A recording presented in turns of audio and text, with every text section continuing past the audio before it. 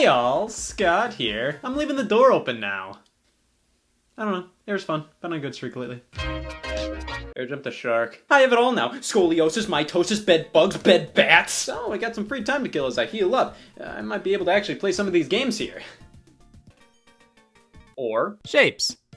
Fuck them. They make everything more complicated. Without shapes, I wouldn't care about the Wii U and Gamecube boxes being the same thing. You ever have those things with a medium you enjoy that you overly care about that nobody else seems to? Like you're a big fan of numbers, but man, you're really into 7. I have that thing with video games. See, I should care more about what's inside the box, but man, I'm too busy wondering what the hell these letters are on Mario Sunshine's cover. I love playing video games, but sometimes I love everything surrounding them just as much. I love the little details of the art, the marketing, what these things are gonna look like on my shelf. And when a new console is releasing, it's pretty much on par with expecting a child. You have to get the room all prepared for the arrival, picturing what it'll look like next to the rest of your children in Sega Saturn. It's a big deal. This will be your life for the next hour until you get bored, so it's important to plan ahead. And what makes that easier is when they reveal what the game boxes for that system are gonna look like.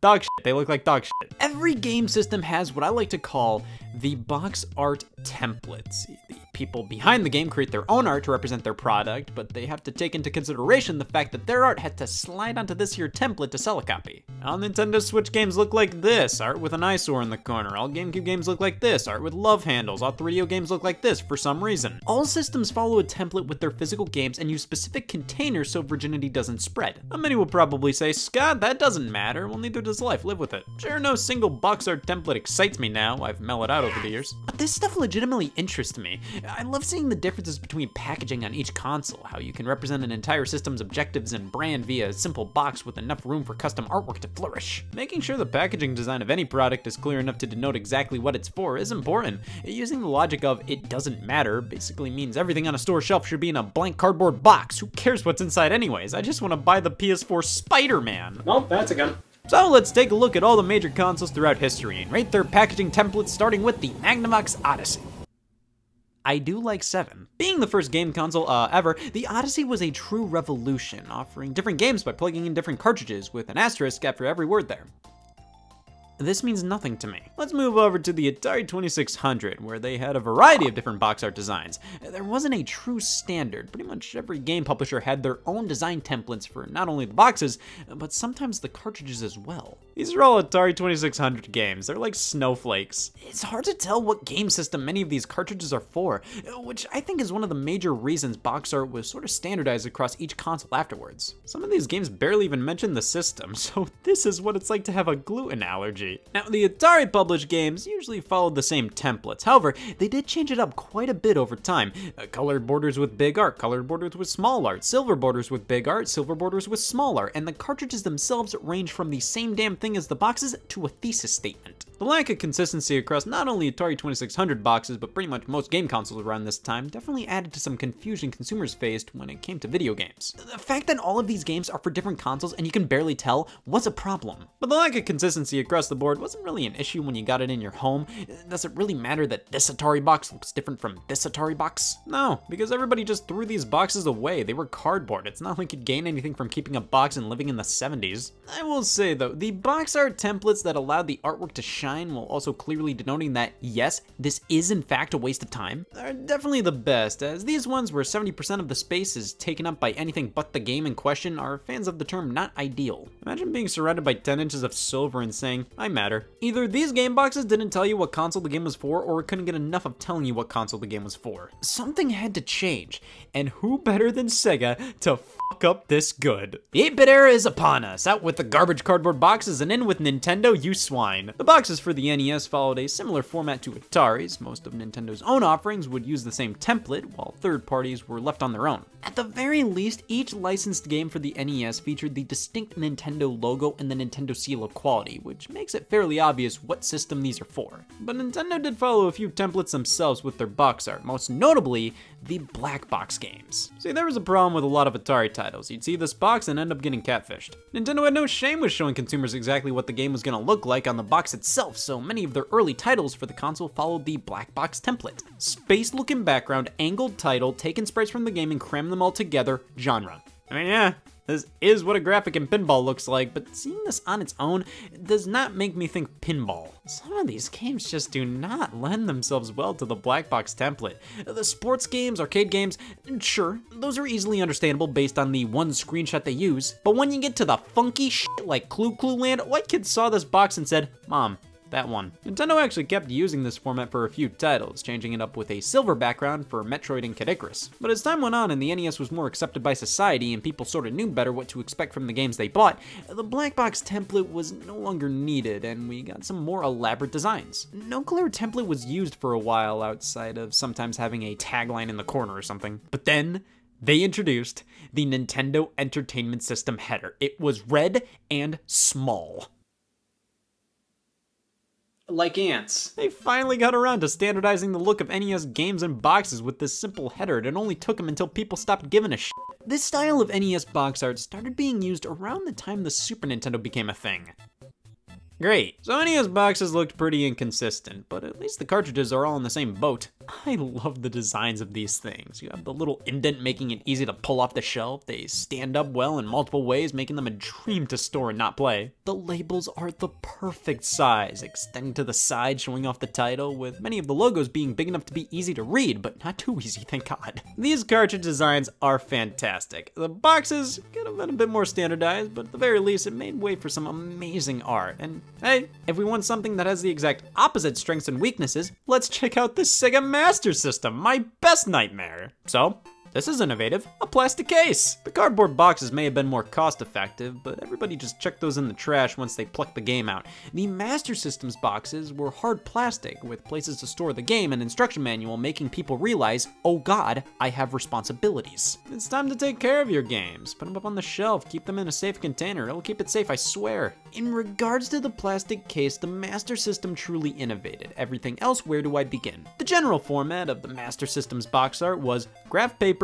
blue text, clip art, you're welcome. This doesn't feel like a video game, this feels like homework. And then when we pop the box open and look at the cartridge design, they go to all this trouble of extending the label off to the side, but they don't write the name of the game on it? What's the point of the label extending then? As time went on, many Master System games had more elaborate box art while still maintaining the general aesthetic, though in other regions the box art template would sometimes vary. That's the thing, based on where you are in the world, they'd oftentimes have different templates for the game cases. I mean, over in Japan, the Japanese equivalent to the NES, the Famicom, was just a giant color and shape mystery show in terms of what the boxes and cartridges looked like. But with the introduction of the Game Boy, things were finally starting to become standardized. This is a Game Boy game box in North America and Europe, featuring a fat sidebar denoting Game Boy. The sides of the cardboard box were generally just the game in question's logo. The Game Boy boxes may have been pretty basic, but they got the job done and were incredibly effective.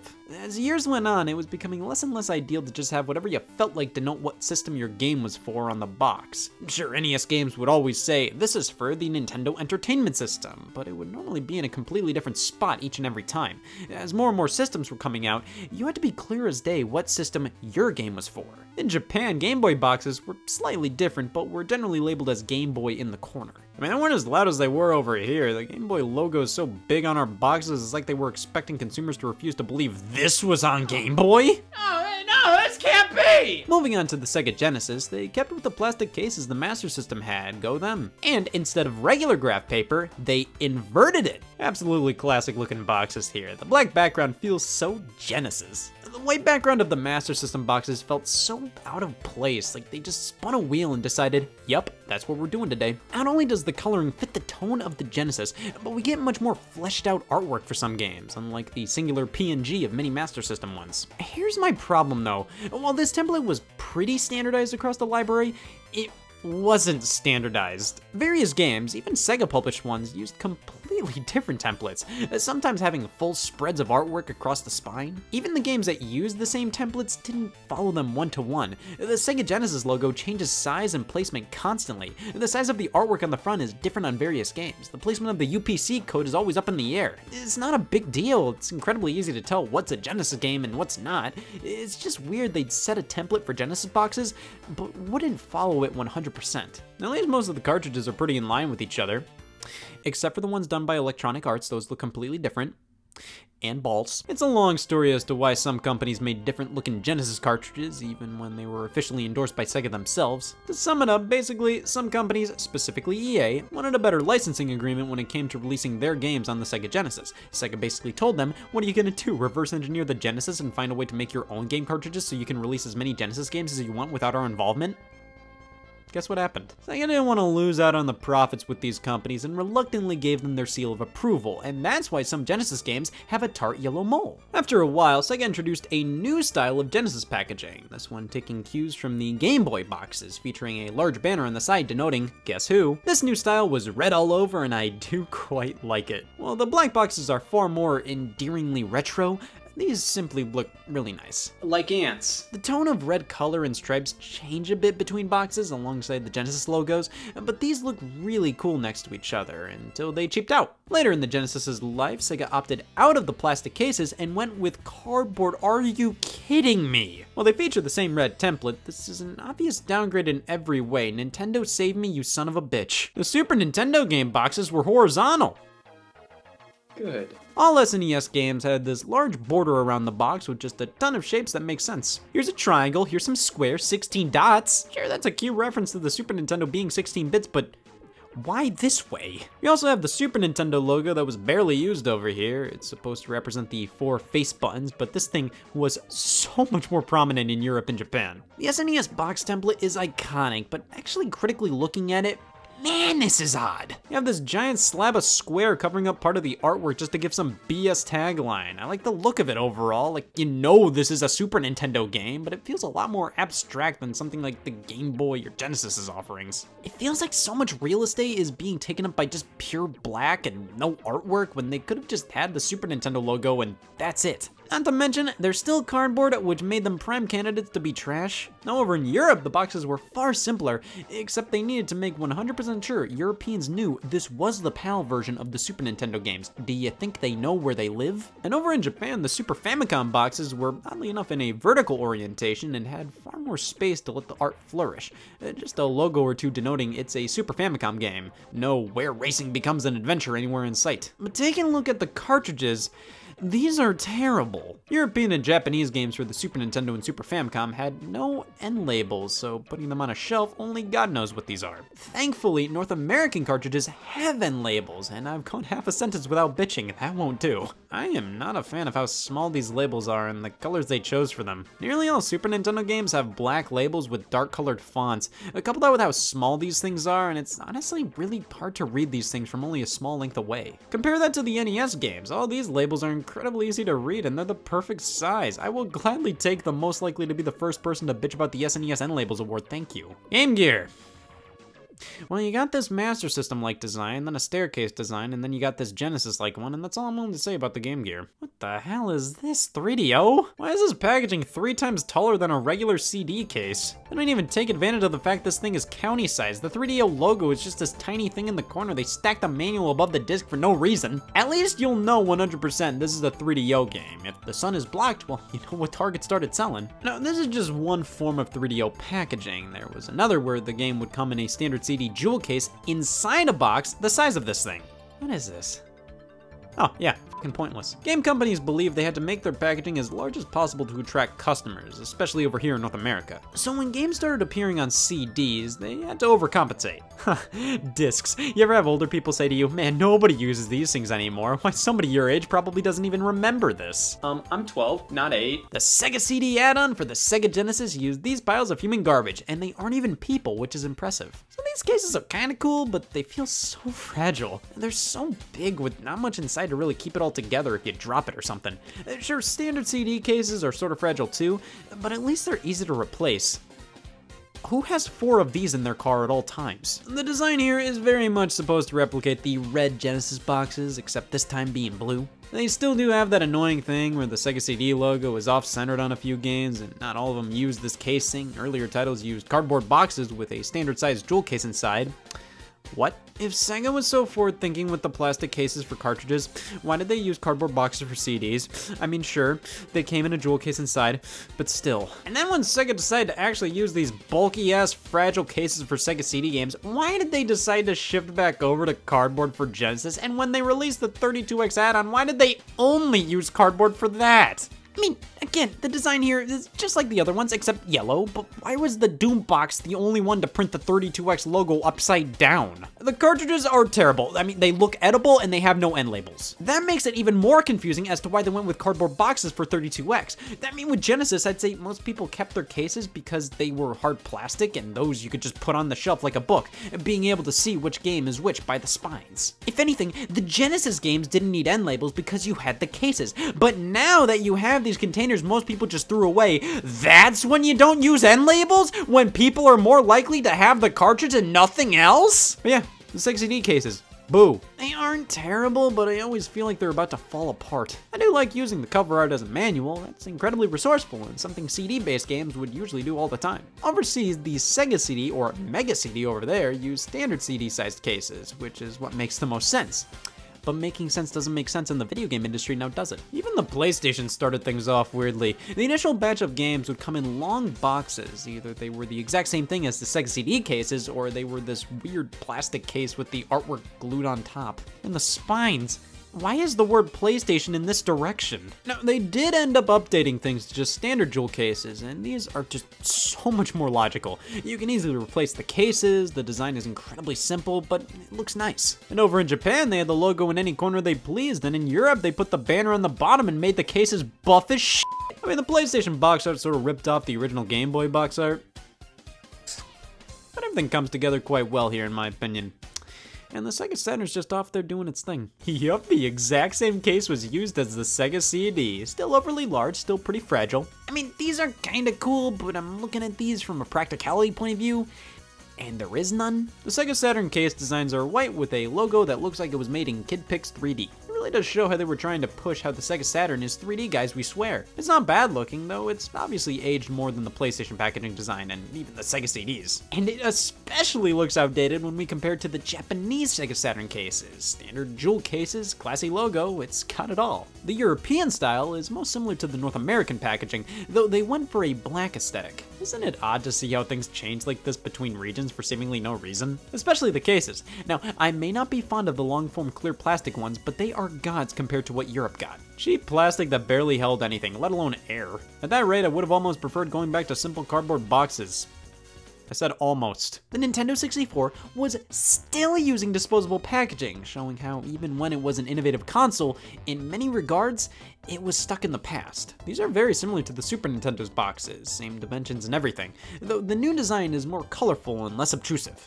Way more room for the art, and I do like how most games have differently colored sides, representing the colors of the N64 logo. Of course, Nintendo was getting antsy to tell everybody what was only available on their platforms at the time. This started on the Super Nintendo with this giant magma leak, and with this fucking disgusting font on Super Metroid's box. Here on 64, it's just a simple curl of a page, which is cute. But when we take out the cartridge, why is this even a problem? Why did they get rid of the end labels? The differences between regions on N64 are similar to that of the Super Nintendo. Europe has a larger border and weirdly makes it look like they took most of the North American art, shrunk it, and put another border around it. Okay. And like the Super Famicom, the N64's Japanese box art was vertically oriented with a small N64 logo in the corner. See, that's what's weird. Either the box art template is huge because they just didn't trust consumers having problem-solving skills, or it's so small it's nearly non-existent. Take, for example, the Nintendo 64's disk drive add-on, the 64DD. These games are in proprietary jewel case-like packaging, and what denotes them as 64DD exclusives is a spot the difference. No wonder now when games on specific versions of consoles are released, they have to make 10,000% sure people know the difference. Virtual Boy! What do you want me to say? The North American boxes are weird. I guess the background's supposed to represent retinas. It's all red and blue and the game cartridges all use the same background art and have this very specific dust cover. The Japanese ones, for some reason, replicate the North American Game Boy style packaging. Was not expecting that. Let's retaliate by not discussing any further. The Game Boy Color packaging was pretty much a repeat of the original Game Boys, except this time doing the whole Sega Saturn thing of using KidPix. Other than that, They're the same thing, except of course in Japan where they ripped off the PlayStation 1 box art. See, it's all coming full circle. The Dreamcast was an odd one. Of course, standard CD cases, but the design of the boxes, we have some with a white curve and a triangle representing the look of the Dreamcast console itself, with the Sega Dreamcast logo as far as humanly left as it could be. Then we have these black ones. No triangle, smaller curve, and these ones have the Dreamcast logo on the curve itself. I believe the black cases came to be the standard later in the system's life. I initially thought a black game represented that this game is for far more mature audiences, and then I saw Chicken Run had it and reacted accordingly. Remember these double pack cases? PS1 had these as well. They were always for games with more than one disc, and for some reason they decided to give the game 2 spines. And at least this way it blends into your collection quite well instead of just having a thicker case. But I don't have 2 Shenmues, damn it. Practicality-wise, these are terrible. Both of the Dreamcast box art designs are pretty alright, though I would have preferred if they took one or the other and not switch over to black halfway through. And for some reason, I just always feel weird when the templates use a very strong curve like this. It just feels like it cuts off more of the art this way, I guess. In Europe, oh my god, what system is this for? Not only do we have the Dreamcast logo on the left, but also taking up 90% of the top. In Japan, Dreamcast games were the size of North American ones, but came with these paper covers for the spines. Great. That's kind of cool. It makes you feel like these are more premium, but makes it far easier for a Japanese Dreamcast game to be incomplete when you buy one. You have to sound like an idiot telling the seller, well, I'm not buying it without the spine hat. It's completely pointless. Japanese Sega Saturn games had these as well, and they just make it more difficult to keep your games 100% all together. There's a simple little Dreamcast logo in the corner, which is something I'm sure you've noticed Japanese games do a lot. Just a simple logo in the corner. Nothing crazy, they respect your intelligence. Overseas? Do you think they get it? PlayStation 2 games. I never really cared for how these looked. Now, functionally, they're fine. They get the job done perfectly. I just always felt they looked really cheap. I don't really care for how the spines look. That white box for the PlayStation logo looks like they went on Google Images, thought the image was transparent, and went, whoops, f it. They basically took the standard PlayStation box, turned it into a DVD case, brought the logo to the top, called it a day. They do have a spot for the memory cards, which is nice. I never use this. Outside of that holster, these are pretty much just standard DVD cases. Makes it really easy to replace these things, while also making them feel sort of cheap and generic. Well, at least Europe has our back. But do they, though? The PlayStation 2 logo here is bigger for some reason. Is there really a reason for it to be this way? Was this box just not clear enough that it was for PlayStation 2? It's not even bigger by an obvious amount. So why is it bigger in the first place? And the entire case is blue. Of course it is. I mean, blue is kind of part of the PS2's brand. The original box was blue, and that's it. But is that really a good reason to go with a blue box? This matches nothing, and why do the spines look like this? It looks unfinished. And all European PlayStation 2 games are like this. Now, I do enjoy consistency with spines, but I like it when the consistency remains consistent with the brand. What are they trying to say with this? Why is the case blue, the logo bigger, and the spine white with bold Arial text? And then for the budget re-releases, I mean, I already have a problem with those, but for the PlayStation 2 in Europe, oh my god. So now the case is silver, the logo's silver, spine is black with silver text. Now, this looks better than the standard cases, but I'm still appalled how it looks next to a standard game. In Japan, they followed the format of the North American games, thankfully, though for their budget releases, they changed the out of the colors for some reason. Gold, yellow with silver cases. Can you believe these are all for the same console? Game Boy Advance followed a very similar format to previous Game Boy box art, though Japan's take was more like miniature Super Nintendo boxes. Here overseas, cardboard, label on the left, the sides of the box just have the game's logo. This time the banner is rounded and almost looks like stainless steel, and one thing I always found peculiar about these boxes is the only for triangle, denoting that this is an exclusive game you can only play on Game Boy Advance. That's good to know, and lots of systems have that on their games. The thing is, pretty much every Game Boy Advance game said this. Games that also released on consoles still said only for Game Boy Advance. Why? I assume because in terms of handheld versions of said game, yeah, it was the only one. That's why for games that also released on the N-Gage, they couldn't say only for. Let's talk about that, f it, I have time. The N-Gage was Nokia's cell phone handheld game console hybrid. You could use it as a phone, but why would you do that when you could play games on it? But why would you do that when you could use it as a phone? I should just stop doing. The games came in...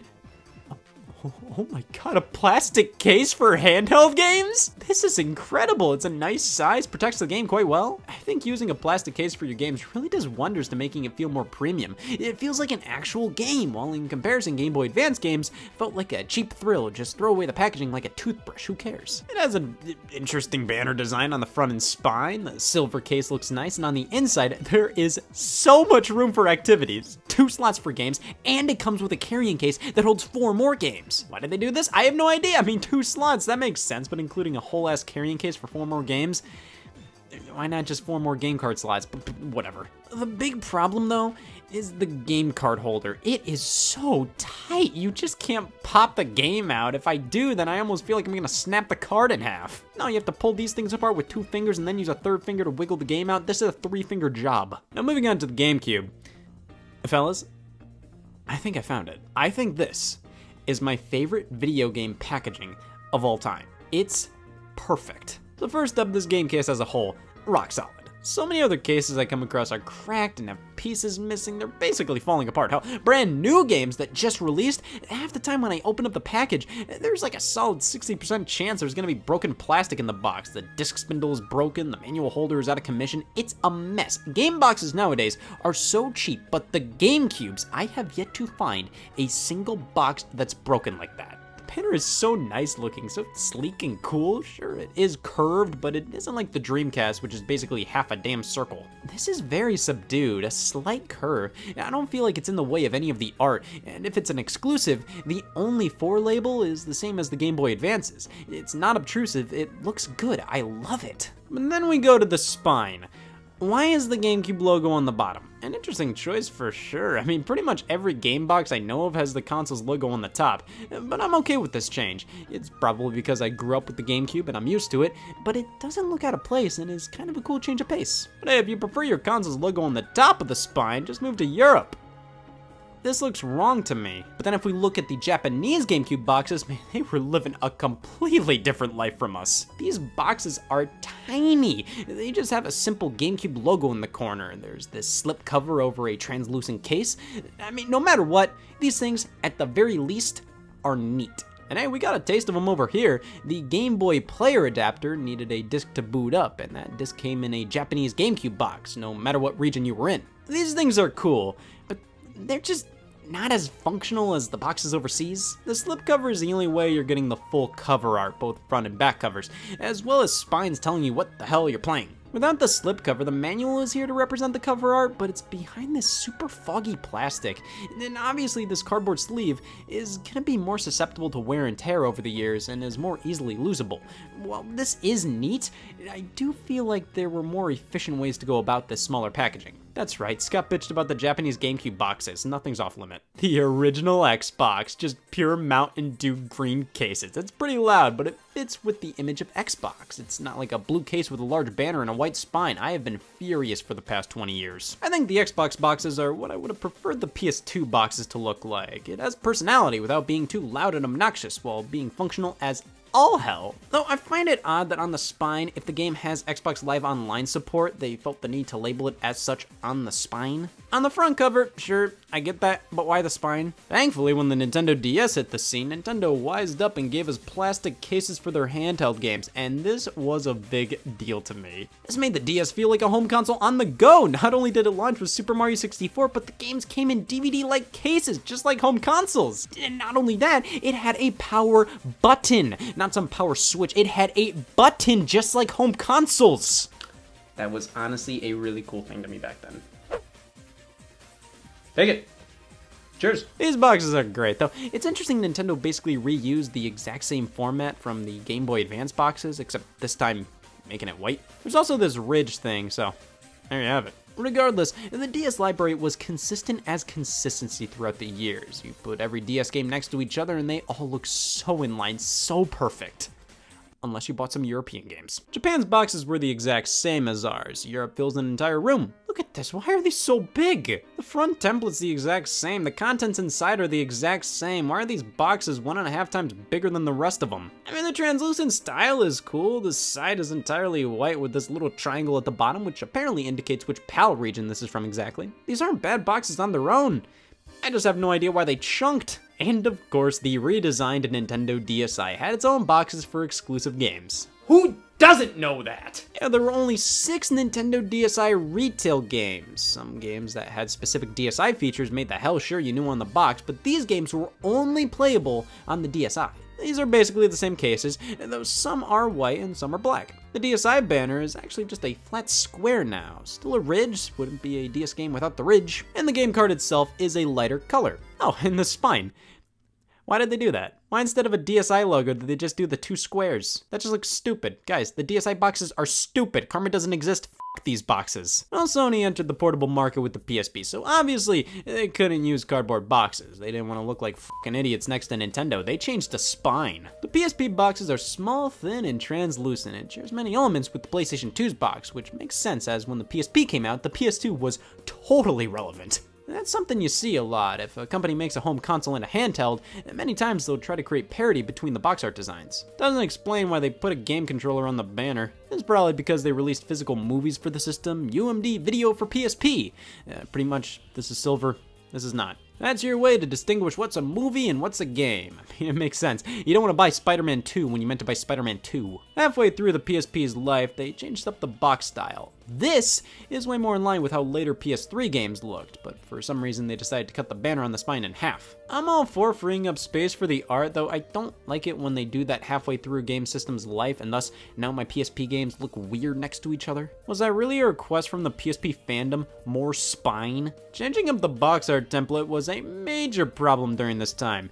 Look no further than the Xbox 360 and PlayStation 3. The 360 easily was the least offensive of the two. Most 360 games look pretty alright next to each other, but it's just the little things that stick out. The initial run of 360 games had see-through green cases, and this design with some thin green stripes. We see this on the banner and on the spine. Then around 2010, they introduced this new design featuring a large green strip on the banner and a fully white background for the logo on the spine. Of course, if it was a game that required Connect, we got a purple case and the banner changed slightly, but the spine looks the same. And then around 2013, we have this new one, where the Xbox symbol is slightly different. How dare they? As time went on, they cheaped out with the cases. What once was translucent is now something that's a bit more in line with the original Xbox cases. Also, for games that used multiple discs, if they're just trying to cut costs, they don't even include a flap or something. They do this thing where they just stack the discs. But that wasn't as offensive as when they made 3 games you could only get at Burger King. They worked on the original Xbox and Xbox 360, so they gave them Xbox 360 cases, but just said Xbox on them.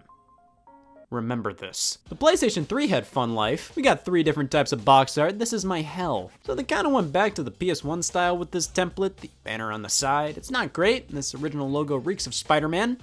It is the Spider-Man font after all. The spine is odd as it's red and the PS3 logo is oriented like this, but hey, look at this case. These are a bit annoying as they are completely proprietary to the PlayStation 3. You can't use DVD cases or even Blu-ray cases because these covers won't fit. But the cases do look cool, and the revised PS3 art later on, I think, looks far better. It makes the PS3 games look classy and sophisticated. The Xbox 360 games look like a drink flavor at Taco Bell. Nothing wrong with that, but these just look more premium. But then for some reason they decided to update it again after the PS4 came out. Why? This one has a slightly smaller banner and it's all this bluish color.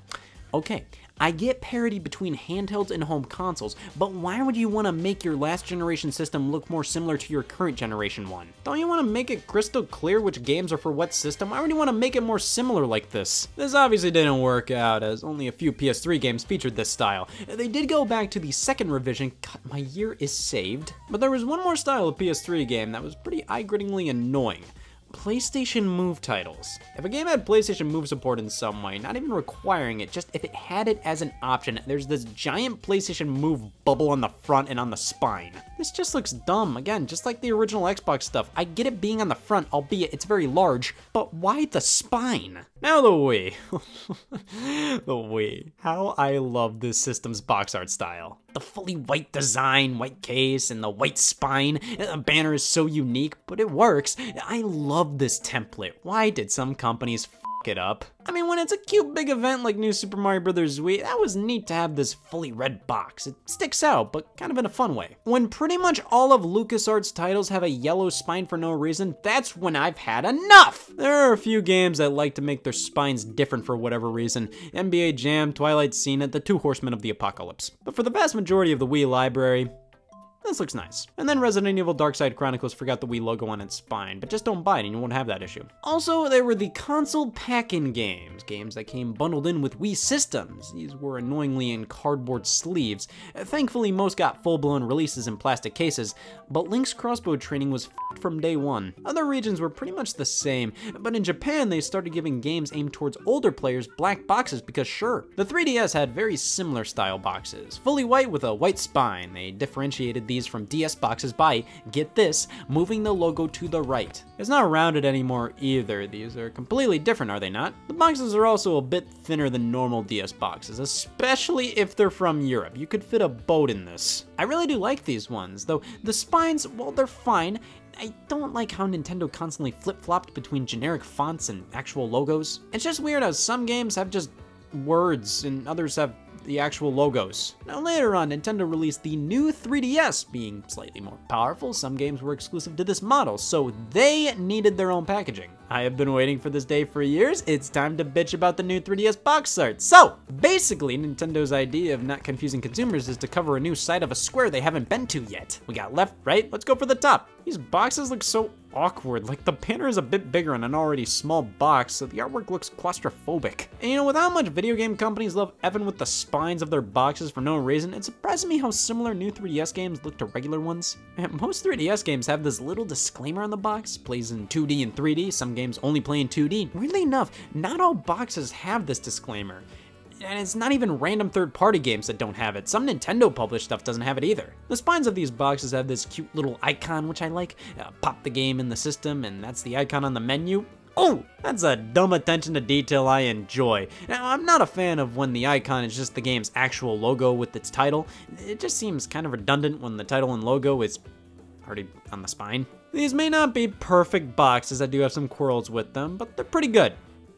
Until 2017. Oh boy, okay, so 2017 was when the Nintendo Switch launched, and Nintendo changed up their branding. They changed to a white Nintendo logo on a red background. A little weird that this is the official logo officially. They decided to change how their published games look on 3DS around then, and every Nintendo published game on 3DS after the Nintendo Switch launched had the Mark of the Beast. What the hell is this? Who thought this looked good? Not only does this clash with the all-white spines, but it looks weird next to any other 3DS game, especially old Nintendo published ones. Nintendo would always put their logo down here horizontally. Now it's vertical and covered in red. And they made a lot of 3DS games that looked like this. My 3DS library looked pretty great up until when Nintendo started to do this, and my entire life was fine until Nintendo started to do this. The Wii U Library. Okay. This is my bread and butter. This is a fun one. Wii U games combine the Wii, GameCube, 3DS, and whatever other shapes were in Nintendo's mind at the time. So the front, okay, thanks. This is the same as the GameCube template. It's the exact same. I love the GameCube art, but not because it's blue and yellow, because it's not. I remember cheap fan-made Wii U box art renders that were literally just the Wii template but flipped around.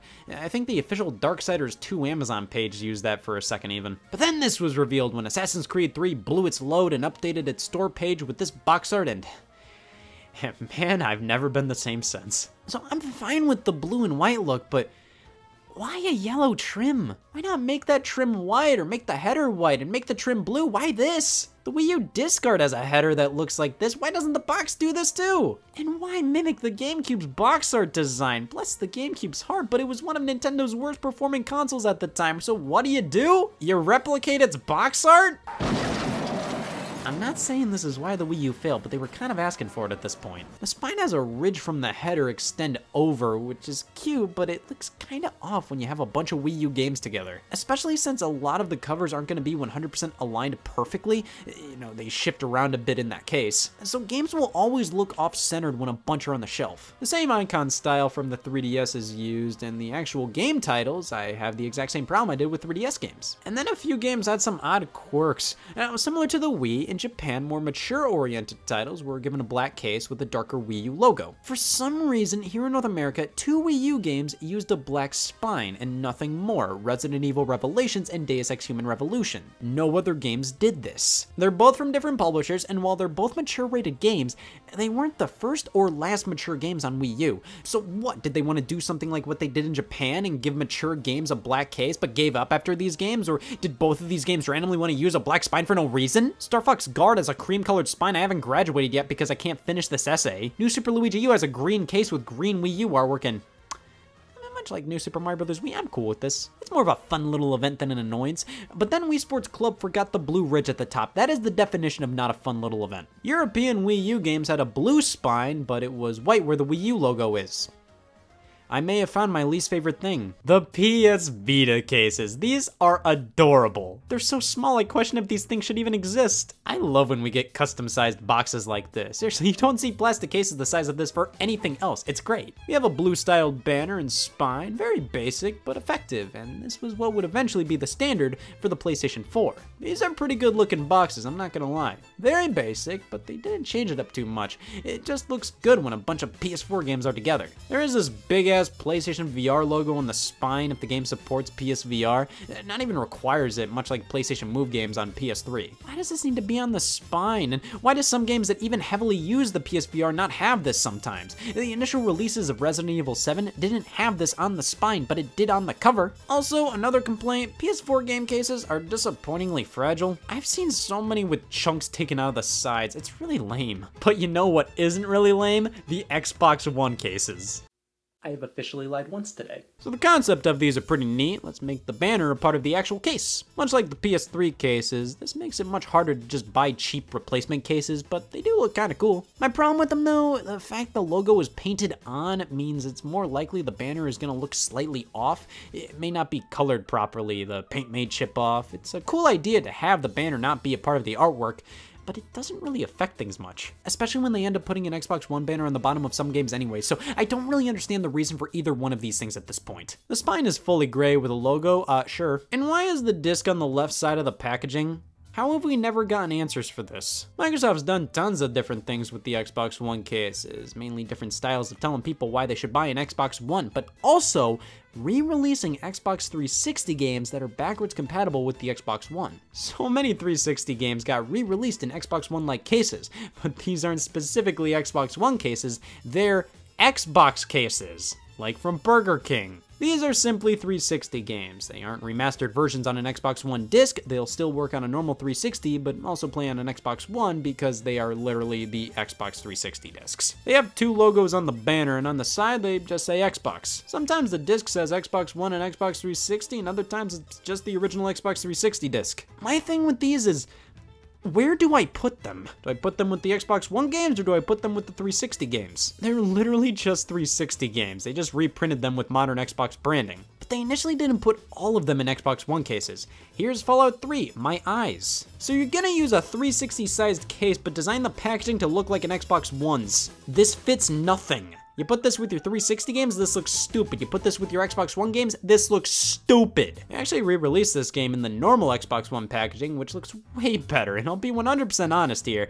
These are cool little oddities. Like, these may not be remastered Xbox 360 games for the Xbox One, but it's still cool to see them in an Xbox One style case. But I feel this packaging may be a bit misleading, and many may assume these are remastered Xbox One versions of 360 games. I mean, look here, Rayman Legends released for Xbox One, but it also came out on 360. So they decided to re-release Rayman Legends for 360 in an Xbox One case. The 360 version runs on Xbox One, but it's officially not the Xbox One version. Confused? These are different versions. I like some of the ideas with the Xbox One cases, but overall, this is a mess. Well, we've officially trudged over to the Nintendo Switch. These boxes are so neat. They're like the PSP boxes, but thinner and beet red. It seems that Nintendo has finally taken the Japanese template style of a simple logo in the corner and standardized it across all regions. It may not be the most exciting, but it's easy to identify. It fits the rest of the Switch branding, and it leaves more room for the art to stretch its legs. The spines are completely red with a small Switch logo, standardized font, and the name of the publisher. I like these. However, everything being red and having the same font makes it harder to identify certain games from far away. Like with the PS4, it's pretty easy from this distance to see which games are which.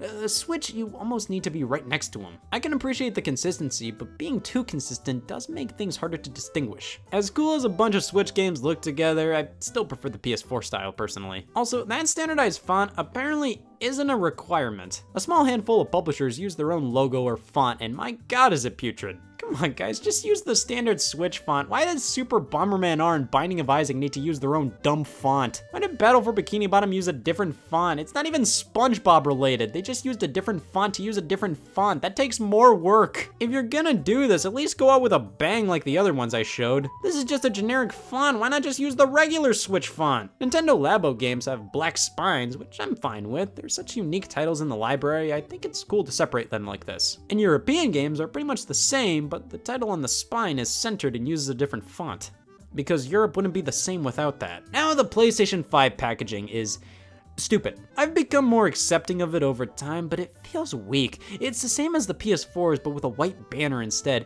It uses a blue case, which I get why. The PS5 is white with a blue light, but I think it would have looked better to make it a fully white case or a black case or a clear plastic case and then represent the blue by making that the color of the line at the bottom of the banner. It works, but using a blue case feels like they're just using old PS4 game case stock, and the overall design, I'm just not crazy about it. And the Xbox cases look the damn same.